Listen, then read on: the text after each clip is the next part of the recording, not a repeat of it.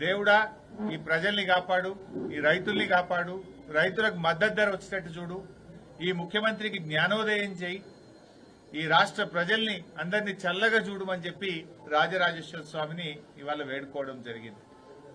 ఎందుకంటే ఇప్పటికే రైతులు చాలా నష్టపోతున్నారు. రేపు యాసంగి పంటలు కూడా మళ్ళా వడగళ్ల వానలు లేకుండా, అకాల వర్షాలు లేకుండా రైతులకు మేలు జరగాలని చెప్పి ఆ రైతుల్ని కాపాడమని మేము దేవుణ్ణి ప్రార్థించాం.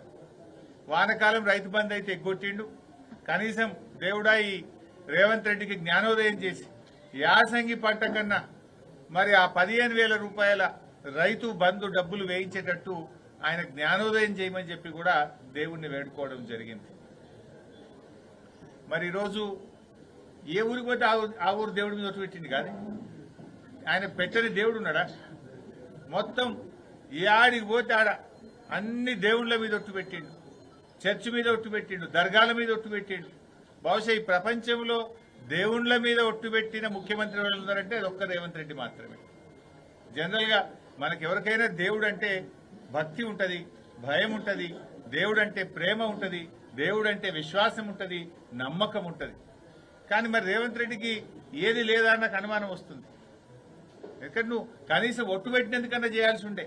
నువ్వు చాలా చెప్పినావు ఎలక్షన్ల ముంగట, 6 గ్యారంటీలు అన్నావు, 13 హామీలు అన్నావు, 100 రోజుల్లో అమలు చేస్తా అన్నావు, బాండ్ పేపర్ల మీద రాసిచ్చినావు.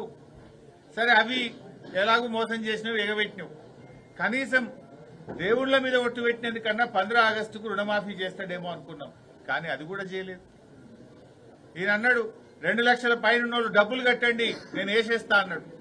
చాలా మంది ఈయన మాటలు నమ్మి అప్పులు తెచ్చిన 3 రూపాయల మిత్తికి 2 రూపాయల మిత్తికి తెచ్చి అప్పులు తెచ్చి డబ్బులు కడితే వాళ్ళకు కూడా పట్టలేవు. అయినా నేను అడుగుతున్న 2 లక్షల పైన ఉన్న వాళ్ళు ఎందుకు డబ్బు కట్టాలి?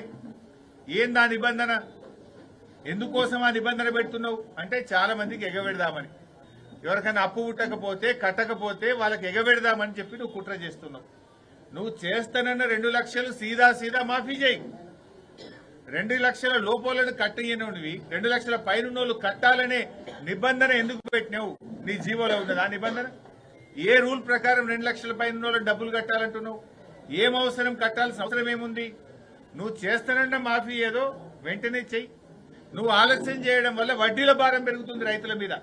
ఇలా 2 లక్షల పైన నువ్వు మాఫీ చేయకపోవడం వల్ల మిత్తి పెరుగుతా ఉంది బ్యాంకులల్లో. నువ్వు చేసే తప్పుకు రైతులకు శిక్ష ఎందుకు? రైతులెందుకు వడ్డీ భారం భరించాలి? ఇప్పటికే నువ్వు చేసిన 2 లక్షల లోపు రుణమాఫీ కూడా అసంపూర్తిగానే చేసినావు. వడ్డీలంతా రైతులే కట్టింది. నువ్వు 9 డిసెంబర్ నాడు చేస్తా అని ఆలస్యంగా చేయడం వల్ల వడ్డీల భారం రైతుల మీద పడ్డది. చేసిన రుణమాఫీ కూడా పూర్తిగా చేయలే, పాక్షికంగానే చేసినావు. ఇప్పటికి కూడా 2 లక్షల లోపు లక్షలాది మంది రైతులకు రుణమాఫీ కాలేదు.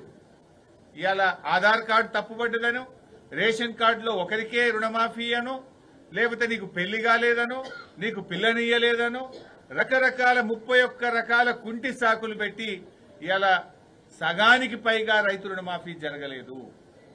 పైగా నువ్వేదో అయిపోయింది అంటున్నావు. ఇప్పటికైనా దేవుడి మీద ప్రమాణం చేసినావు గనక తక్షణమే రైతులకు రుణమాఫీ చేసి భక్తుల విశ్వాసం కాపాడు. దేవుడు దగ్గరికి వచ్చి చెంపలేసుకొని తప్పైంది దేవుడా, నేను పాపం చేసినా నన్ను క్షమించని ఆ దేవుణ్ణి వేడుకో. రైతులకు పూర్తి స్థాయిగా రుణమాఫీ చేయాలని చెప్పి బీఆర్ఎస్ పార్టీ పక్షాన మేము డిమాండ్ చేస్తా ఉన్నాం.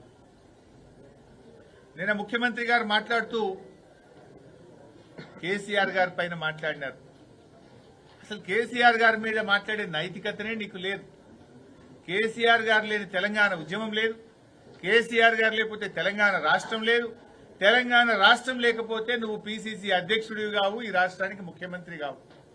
అది కేసీఆర్ గారి దయ వల్ల నీకు ఇవాళ ఈ అవకాశం వచ్చింది.